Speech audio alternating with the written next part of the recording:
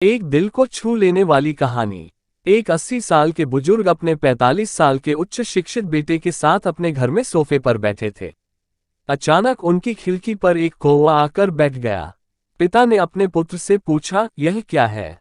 बेटे ने जवाब दिया, यह एक कौवा है। कुछ मिनटों के बाद पिता ने अपने बेटे से दूसरी बार पूछा, यह क्या है? बेटे ने कहा, पिताजी, मैंने अभी अभी आपसे कहा है, यह एक कौवा है। थोड़ी देर बाद बूढ़े पिता ने तीसरी बार फिर अपने बेटे से पूछा, यह क्या है? इस समय बेटे के लहजे में कुछ जलन की अभिव्यक्ति महसूस हुई जब उसने अपने पिता से झिड़की के साथ कहा, यह एक कौवा है, एक कौवा। थोड़ी देर बाद पिता ने अपने बेटे से चौथी बार फिर पूछा, यह क्या है?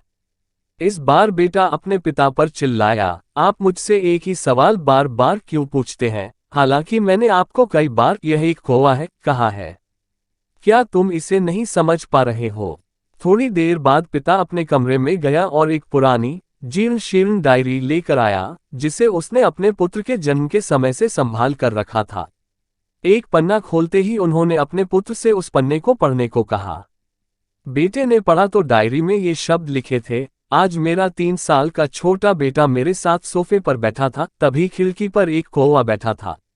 मेरे बेटे ने मुझसे 23 बार पूछा कि यह क्या है, और मैंने उसे 23 बार उत्तर दिया कि यह एक कौवा था। हर बार जब वह मुझसे एक ही सवाल 23 बार बार बार पूछता तो मैं उसे प्यार से गले लगाता। मुझे जरा भी चिढ़ नहीं हुई, बल्कि अपने मासूम बच्चे के प्रति स्नेह महसूस हुआ। जबकि छोटे बच्चे ने उससे 23 बार पूछा, यह क्या है, पिता को 23 बार एक ही सवाल का जवाब देने में कोई जलन महसूस नहीं हुई, और आज जब पिता ने अपने बेटे से वही सवाल सिर्फ 4 बार पूछा तो बेटा चिढ़ गया और नाराज हो गया। इसलिए यदि आपके माता पिता वृद्धावस्था को प्राप्त हो तो उन्हें दुत्कारे नहीं या उन्हें बोझ न समझे, बल्कि उनके साथ कृपापूर्ण वचन बोले, उनके प्रति शीतल, आज्ञाकारी, विनम्र और दयालु बने। अपने माता पिता के प्रति विचारशील बनो। आज से यह जोर से कहो, मैं अपने माता पिता को हमेशा खुश देखना चाहता हूँ। जब से मैं छोटा बच्चा था तब से उन्होंने मेरी देखभाल की है।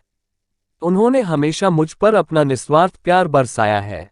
उन्होंने मुझे आज समाज में एक प्रस्तुत करने योग्य व्यक्ति बनाने के लिए तूफान और गर्मी को देखे बिना सभी पहाड़ों और घाटियों को पार कर लिया।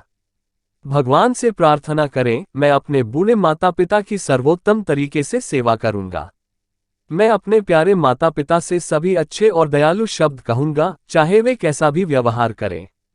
इस कहानी को पढ़ने के लिए, अपना समय बिताने के लिए धन्यवाद। आशा है कि आप इसे अपने सभी दोस्तों को भेज रहे हैं।